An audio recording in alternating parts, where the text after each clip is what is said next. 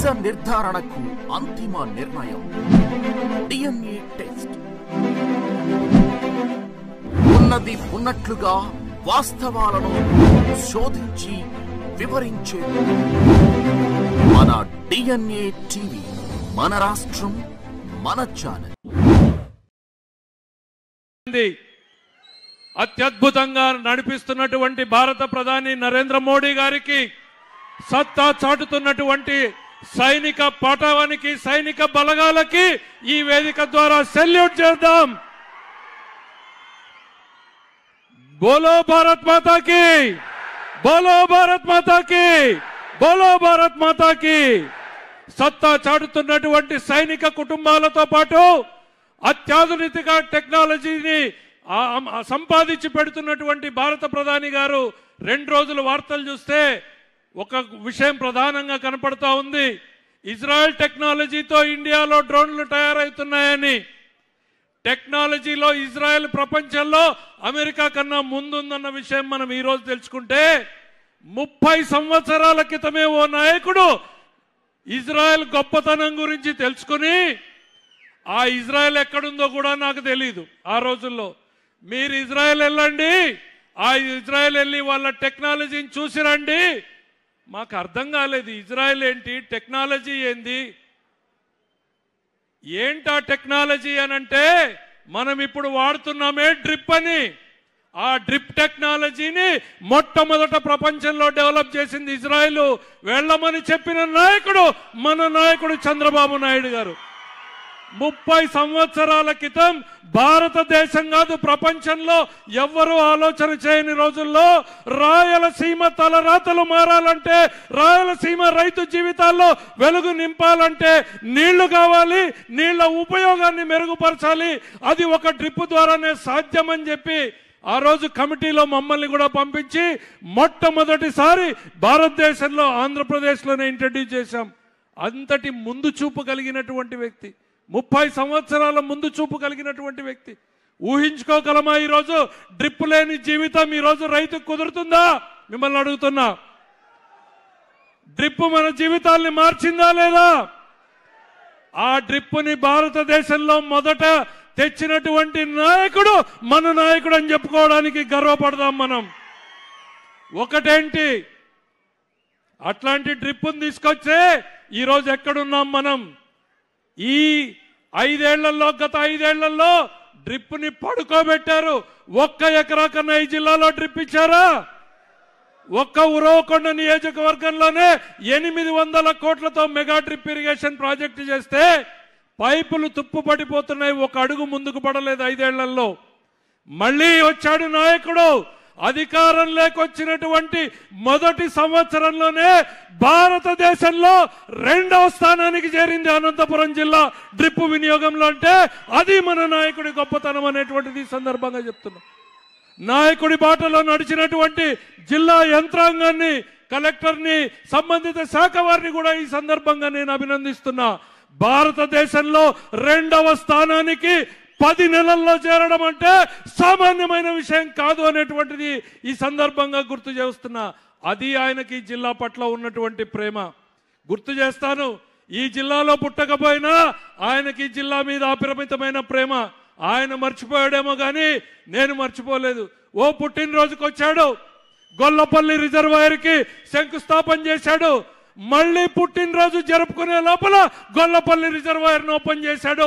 Open చేయడం వలన వాళ్ళ కియా ఫ్యాక్టరీ వచ్చింది, ఉద్యోగాలు వచ్చాయి, మన పిల్లల భవిష్యత్తు మారింది.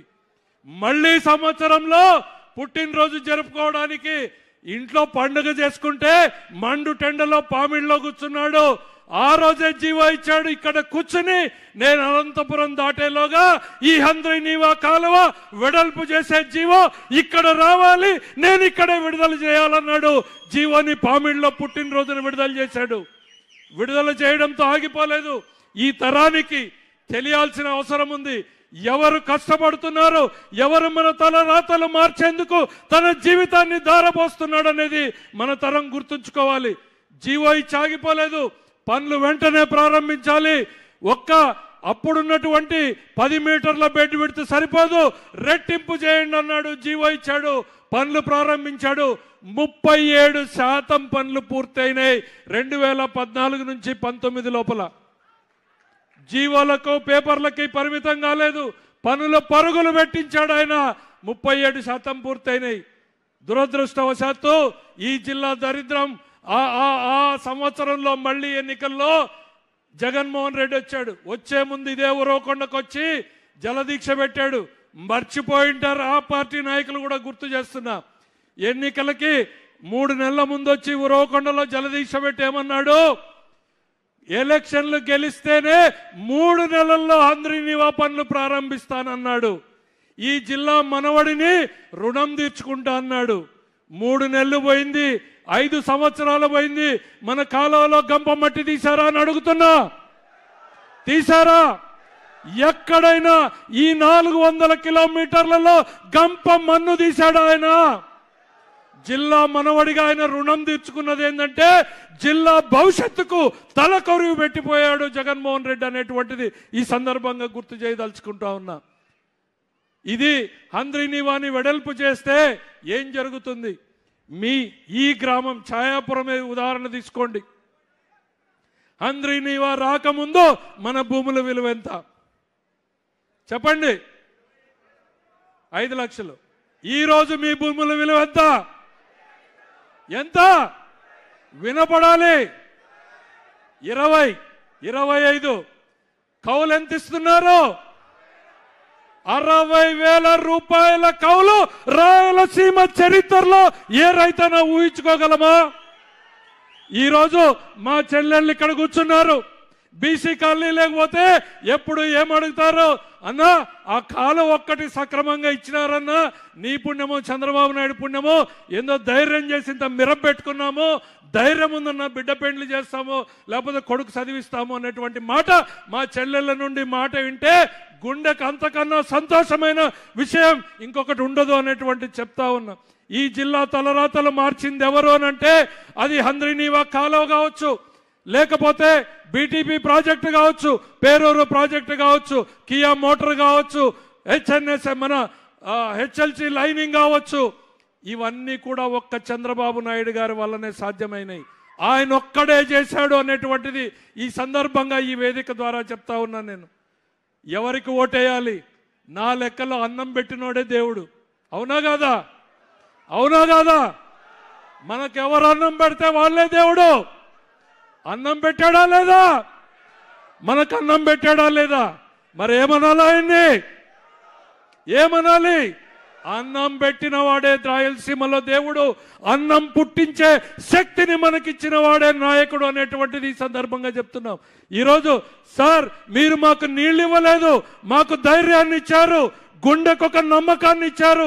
కరువుతో అనునిత్యం పోరాడుతున్నటువంటి ఈ జిల్లా రైతాంగానికి ఎస్ ఈ కరువుని మేము ఎదుర్కొంటాం, ఈ కరువుతో పోటీ పడతాం, మాకు నాయకుడు ఉన్నాడు అండగా నిలవడానికి, ఈ కరువుని అధిగమిస్తామనేటువంటి నమ్మకాన్ని మా గుండెల నిండా ఇచ్చింది మీ నీళ్లు అనేటువంటిది ఈ సందర్భంగా చెప్తున్నాం.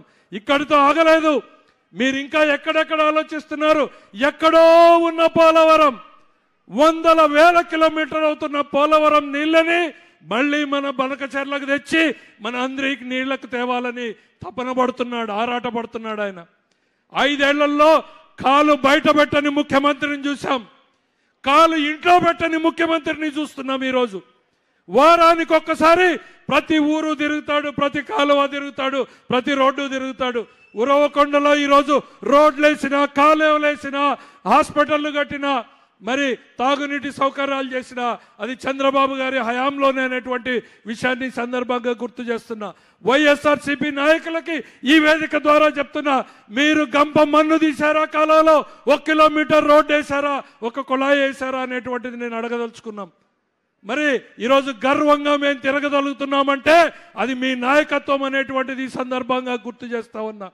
ఈరోజు భారతదేశానికి మోడీ నాయకత్వంలో, కూటమి నాయకత్వంలో ఆంధ్రప్రదేశ్ డబుల్ ఇంజిన్ సర్కార్ ఈరోజు పరుగులు పెడతా ఉంది అన్నటువంటి విషయాన్ని ఈ సందర్భంగా గుర్తు చేస్తున్నా. ఎక్కువ సమయం తీసుకోదలుచుకోలేదు. మా నియోజకవర్గంలో ఉన్న 4 సమస్యలు మీ దృష్టిలో పెట్టాలనుకుంటున్నాం సార్. ఆ రోజున హంద్రీనీవా మొట్టమొదటిసారి నందమూరి తారక రామారావు గారు ఆలోచనలు చేశారు. ఆ ఆలోచనల్లో 30-40